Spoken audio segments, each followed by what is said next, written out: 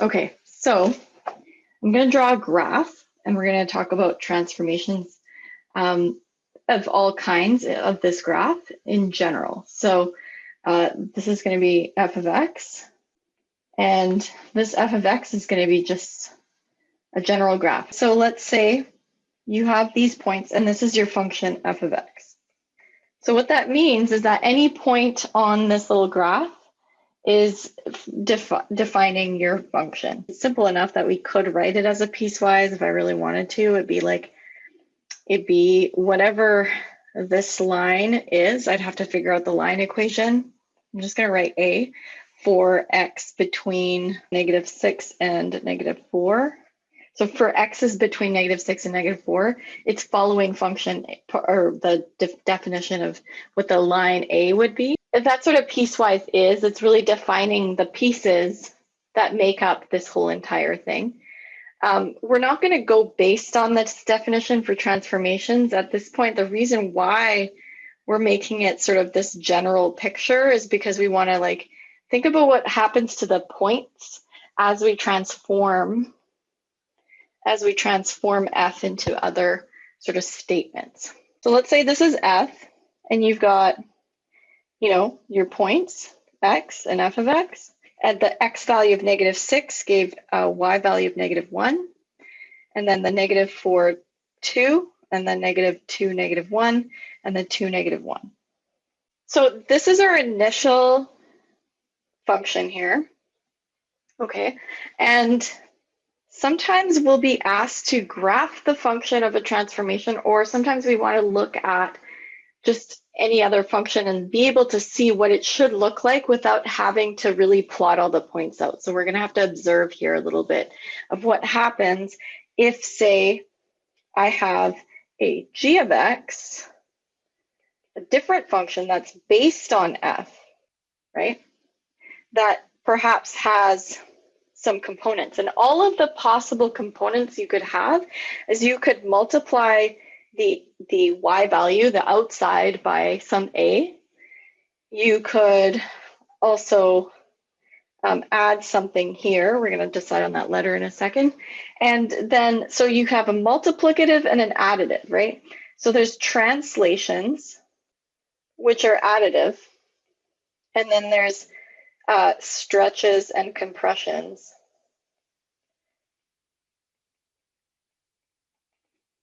which are multiplicative, right? And so we can have that in x as well. So outside, they affect y. So this is affecting y because you're multiplying all of the answer f by a and then adding to that a number. So for instance, if it was 2 f of x, so if it was 2 f of x plus 3, you would multiply all your y values by 2 and then you'd add 3 to them. Like it would just be taking your answer literally for that same x value and multiplying it by 2. So it's going to stretch it out vertically, and then it's going to move it up by 3. And so you'd want to do that multiplication first and then the addition, because if you do not follow order of operations, then it's not going to actually affect it correctly. So you have the y changes, but then you also have the x changes. And for that, you also have a multiplicative portion and an additive portion. I'm just showing you all the possible things that you could have in a question, and then we'll think about how those all work together. So, right, again, that b, so if there's something multiplied in the front of your x, is going to affect stretching and compression, and the adding is going to affect translations. But last time we realized that anything inside of x was acts in an opposite way, whereas anything outside affecting y's is just going to act directly. And we noticed that, for instance, when you had something like f of, say, x minus 2, what that meant was we'd have to add 2 to x to compensate so that it is still the same answer when we put that number in.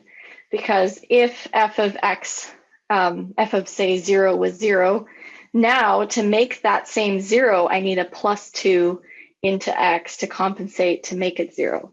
So one way that's nice and sort of easy to think about what am I going to do is I like to just kind of set it to 0 and solve what would happen, like what actions would I have to do to undo that to make it the same. So I'd have to, in this case, add 2 to both sides.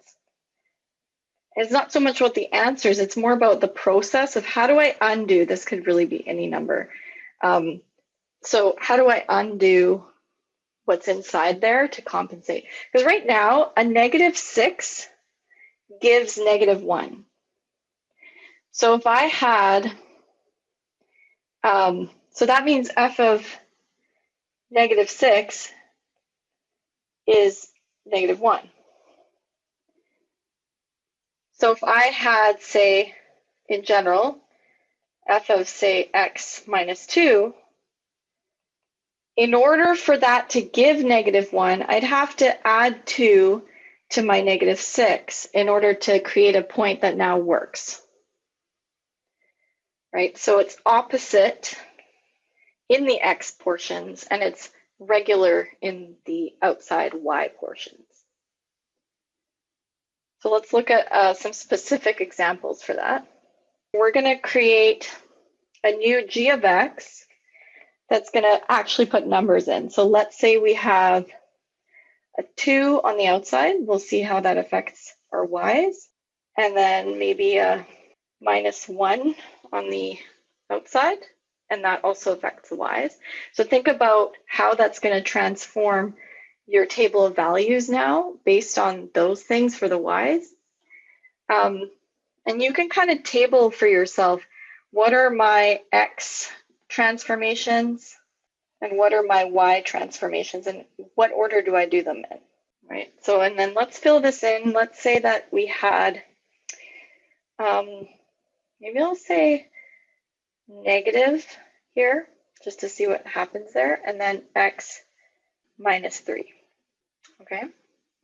So I want you to take a minute and think about what that's going to do to x and what that's going to do to your y's, to all those points we had in the previous slide here. Yeah, so this one's a little tricky because it has an extra portion to it.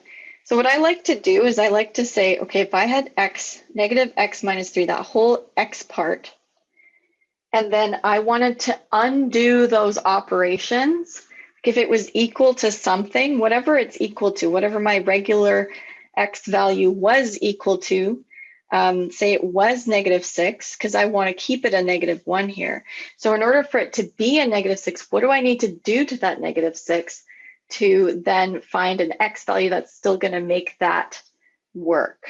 And so, yeah, I'm seeing a lot of, you're going to add the 3. The only thing is the order really matters here. So think about what you would do first to get x by itself.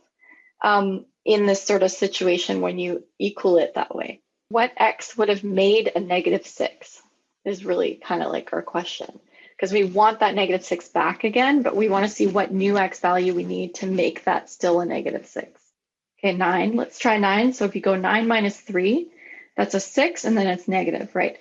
But see, if I go -6 plus 3, I'm going to get -3, and then I'm going to negate it. That gives me negative or +3, and 3 minus 3 is 0. So that doesn't really work if we do +3 and then negate. So we actually need to think about literally solving this. The first thing we'd do is we divide by -1 on both sides. So whatever that number is, we divide by it. If it was a 3, we divide by a 3 first. So the first step is going to be divide by -1 first for x's, and then So now I have x minus 3 is 6. And then I'm going to add the 3 to both sides to solve for x, right?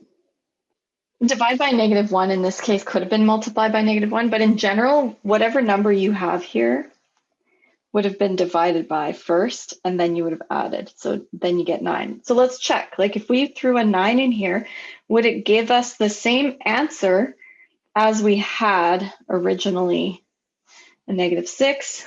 And yes, it does, because we just solved it. 9 minus 3 is 6, -6. So what that means is that if we put a 9 in to our new function, we should still get a -1 for f of x. We haven't dealt with these yet, but for this part, we'd still get a -1, and then we would multiply by 2 for the -1. That would be -2, and then we'd minus the 1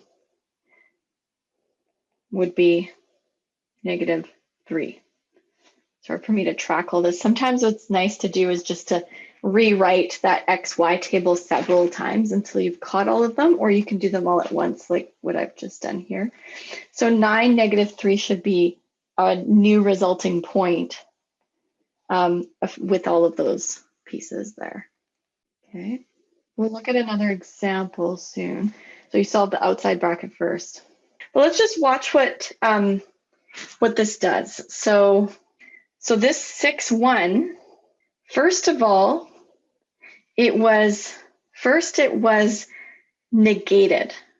And so negating it became a positive. So that means it actually flipped over to 6 over here on the graph, right? So that means that, hold up, for if it was f of -x and nothing else, if that was our g of x, that would have basically made the entire graph kind of like this. It would negate it. It would throw it onto the other side. All of the x values would become negative, and therefore now it is a mirror image across the y-axis, right? The next step that we did was we had an x minus 3 affecting it. So we added 3. So that means we added 3 and we shifted it to the right by 3, which left this at 9. So all of that is shifting to the right by 3. Sorry, it's a bit messy, but all of that, right? Imagine moving that entire graph over by 3. And then finally, you're going to do the y transformations. It doubles, so it's going to stretch up, and then it's going to drop down. Right, so we almost need more room or more colors here. So let's see. We started like this.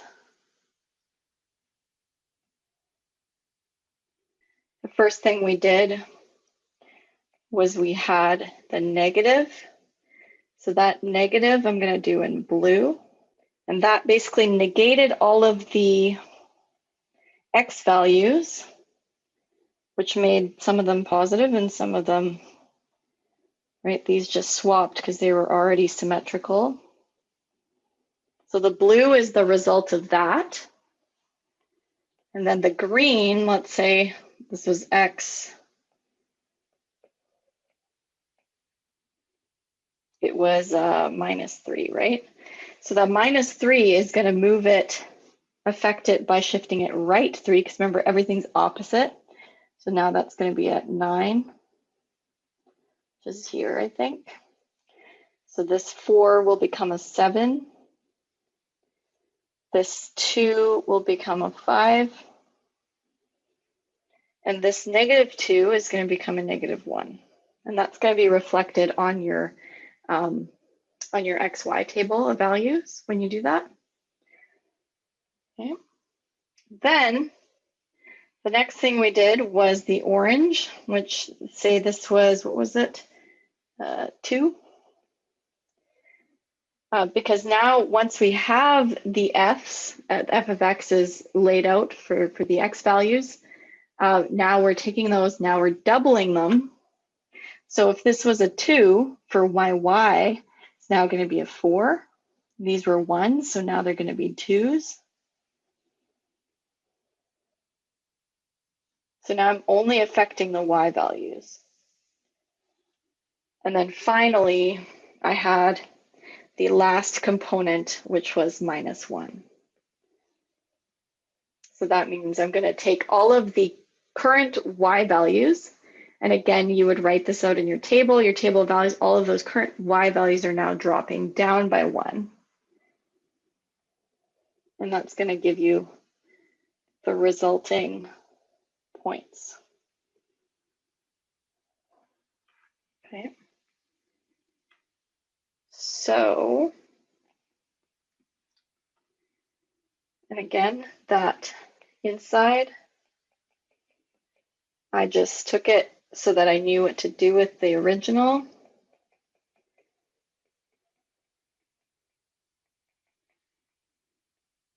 And I said, well, the -6 was supposed to be a -1, so I'm going to see what I'm going to do first.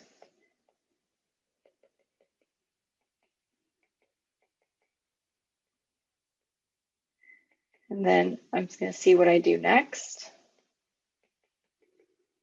So then that gave me a 9 for that same -6 that we started with. Next one was -4, -2, and 2. Let's just rewrite this here. -1, and then that was a 2. That's what we had. And so we've, negated and then added 3. So if you negate -4 and add 3, so that'll be 4 plus 3 is going to be 7. Negate and add 3. 2 plus 3 is 5. And negate -2 and then plus 3.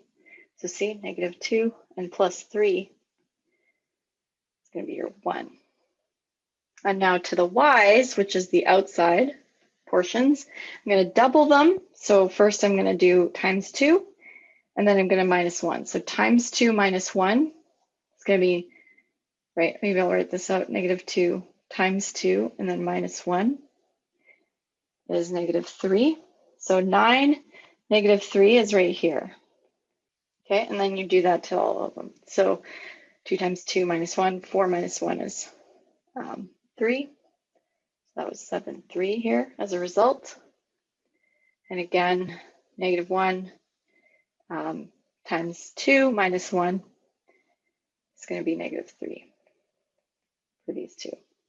Okay, I know this can be confusing, so let's try another example.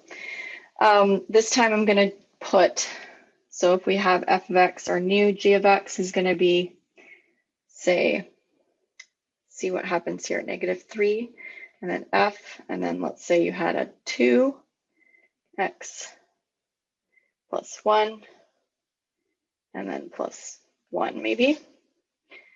And then, yeah, so think about what that's going to do now, right? What's going to happen to your x's first and then second, and then your y's first and then second in order to take the original f of x and transform it into the new g of x. Let's try a smaller example here. Maybe it's like that. I don't know. Okay, so yeah, in the chat, if you could write, what would you do to the x first and then second? And then think about what would you do to the y next. So yeah, I like to work with the x's and then with the y's. Technically, it won't really matter whether you do the order of x's and y's first or not. I just like thinking from inside out. But it will matter how you solve. And so one thing that's interesting is sometimes it's written like this with a bracket, but sometimes it's not. And you're still, if you think of the idea of how do you oppose this, it's still going to serve you well. Like for instance, this 2x plus 1 could have been written as 2x plus 2 if you had multiplied it out. So either factor it out and then think that way, or if you wanted your 2x plus 1 to be whatever x value you want it to be, -5, what are you going to do first? Well, first you're going to divide by 2, right? So that means for an x direction, a division by 2 is a compression horizontally, not vertically, right? And then, this is not a nice number anymore, is it? I should have chosen 2s. But anyway, 5/2, because we're going to minus 1 from both sides now next in order to counteract that +1. So we're going to shift left by 1. So you could do it like that. So you could divide by 2 and then shift left by 1. Or if you saw this as it's the same thing here, if you wanted to not factor it out, you could subtract 2 from both sides. So shift left 2, and then you'll have a division by 2,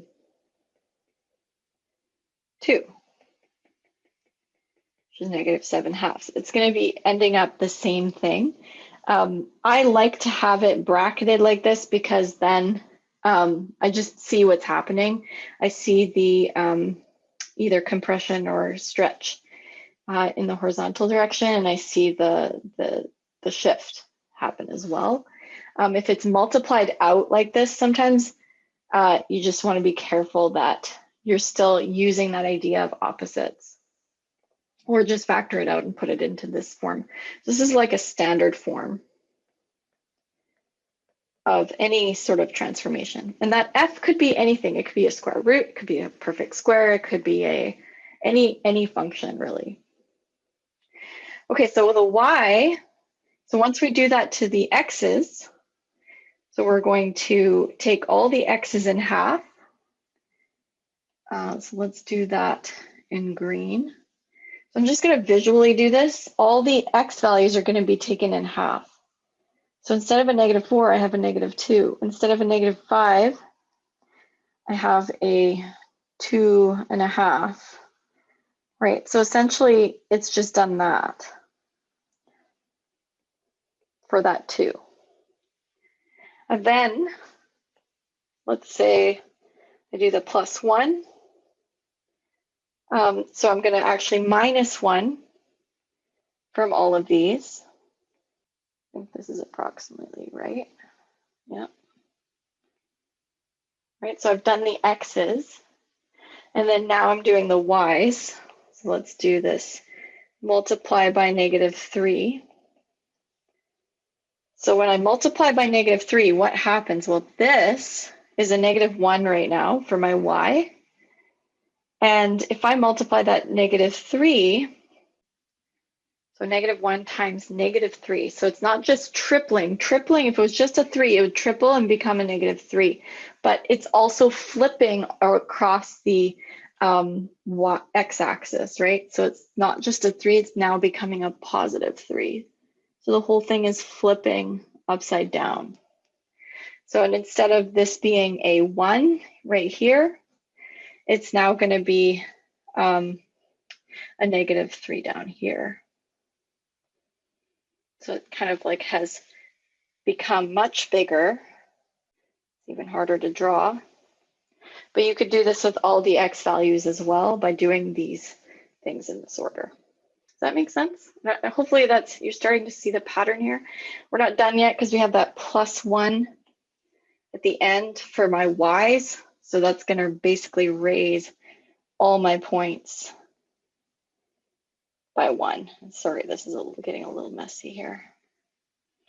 You can kind of imagine that my w, or my whatever little shape, has shifted, been shrunk, and then been stretched and then flipped.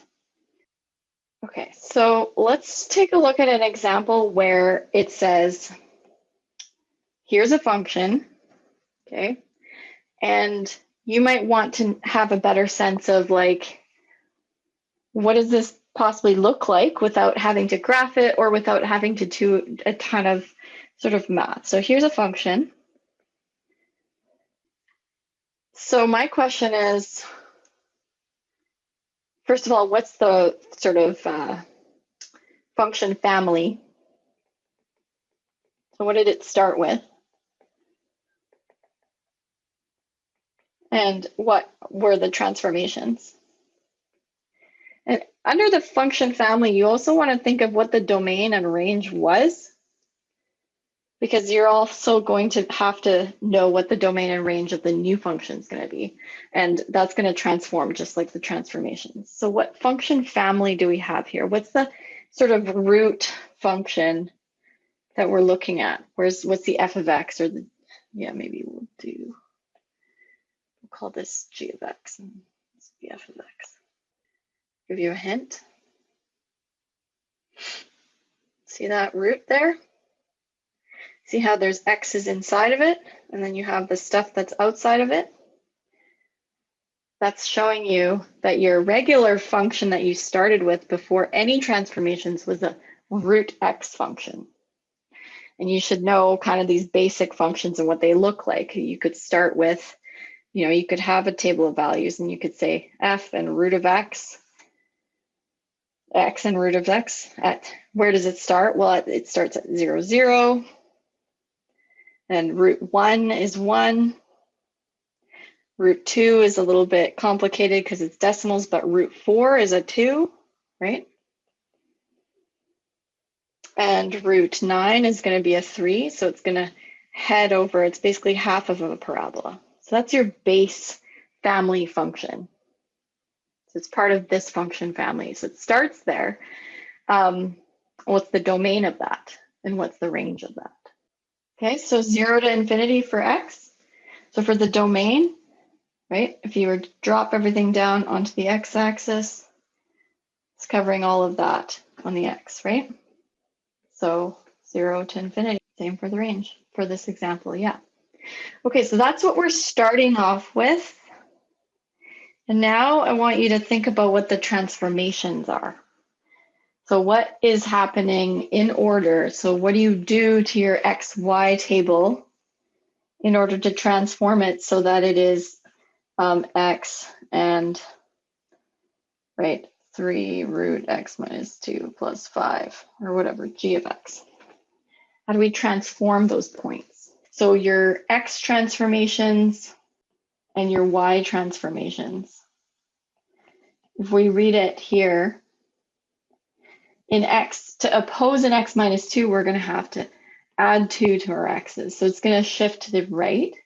It's also going to move up because of this plus 5, and it's also going to stretch in a certain way. And we might need to think about that a little bit. Is it going to get wider or narrower or this way or that way? So because that 3 is on the y's, it's affecting the y's, and it's tripling the y's, and y's are regular.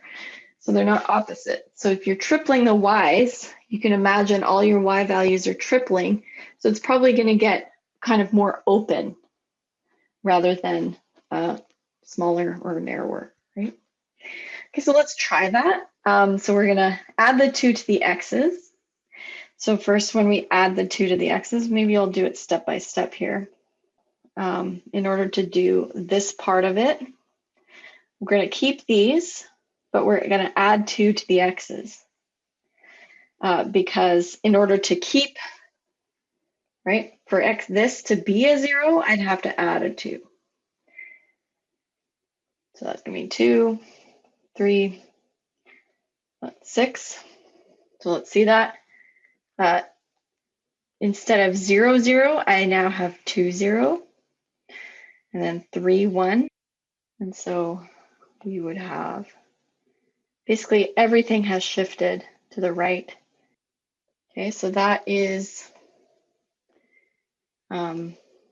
this portion. And now think about what happens to your y's. So first I'm going to go 3 times my x minus 2. So now that's affecting my y. I'm going to keep these. I'm going to multiply everything by 3. So I'm tripling the size, the height of it. 0, 3, 6. So that's going to stay. 3 and 6. It's just going to get super wide like that. Okay, so let's do that in running out of colors. So we did that here, and that's coming from here.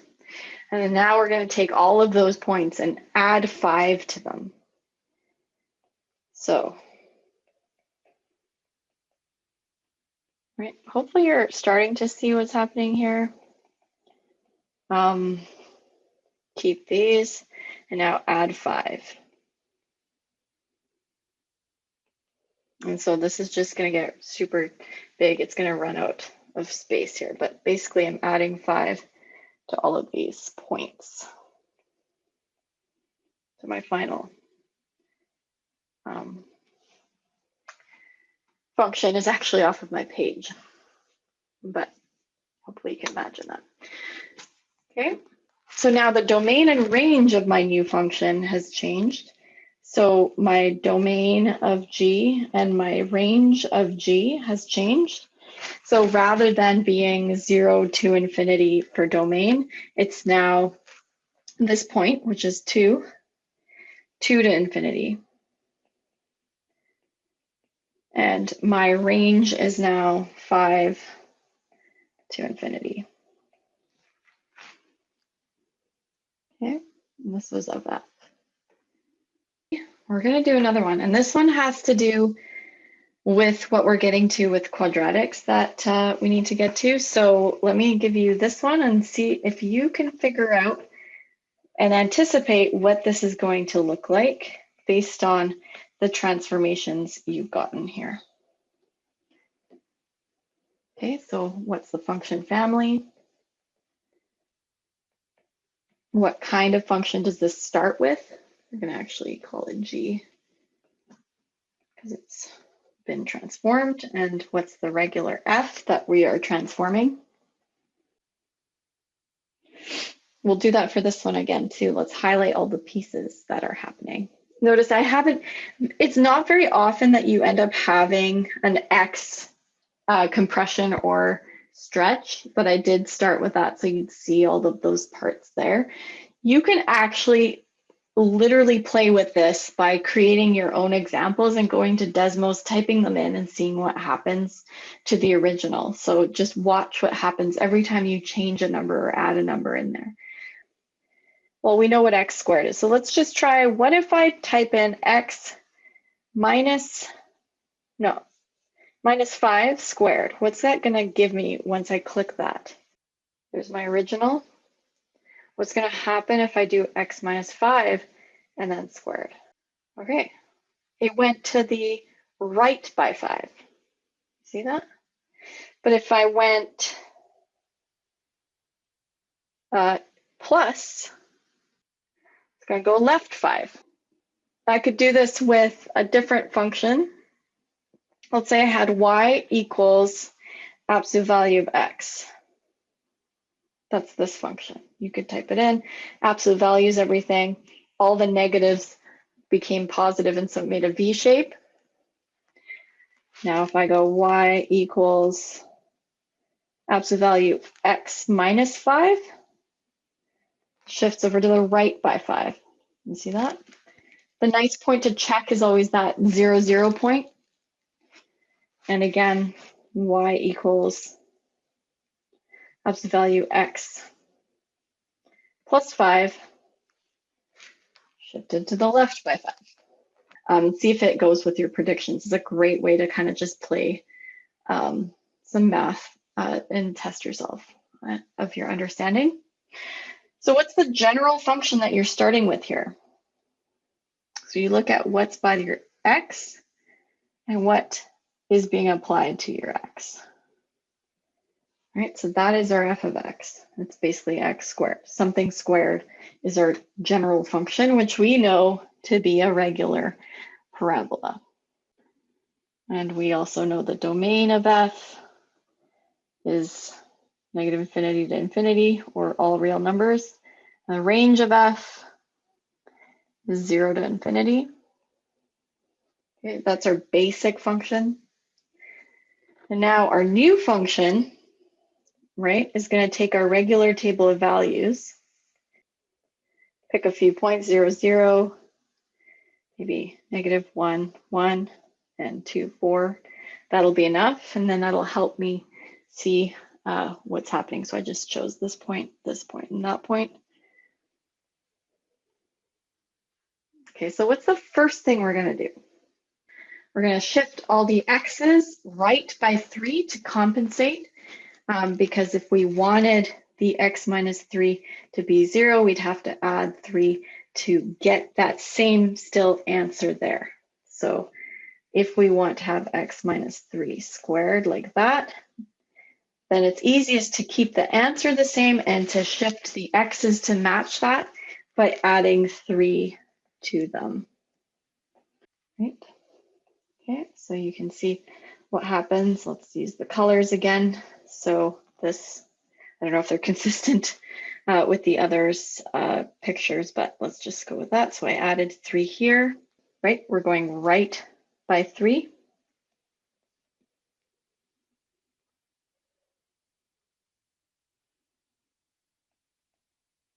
So the next thing that we would do to that bracket, if we're working from inside out, is that -2. So what are we going to do with that? What's that going to do to our graph? We can't add the 5 until we've affected everything by that -2 because multiplication goes first. It's multiplying basically the f of x components.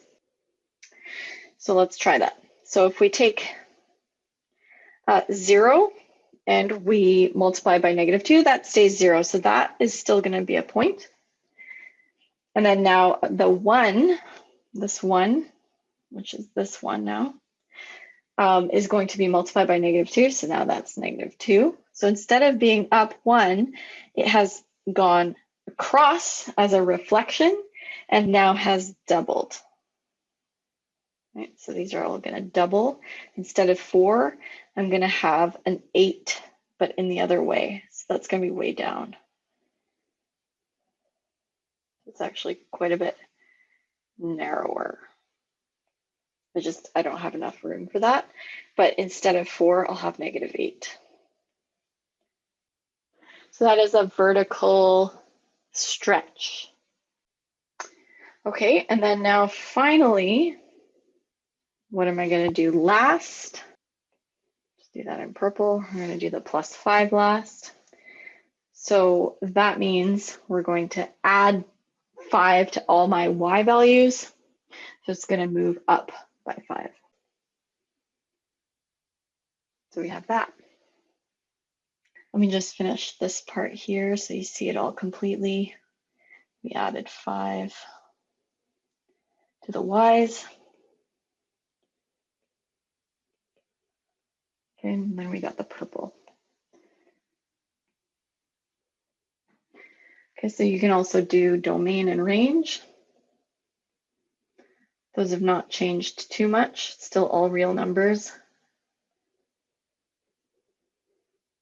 But now our range is -infinity to, what's this maximum here?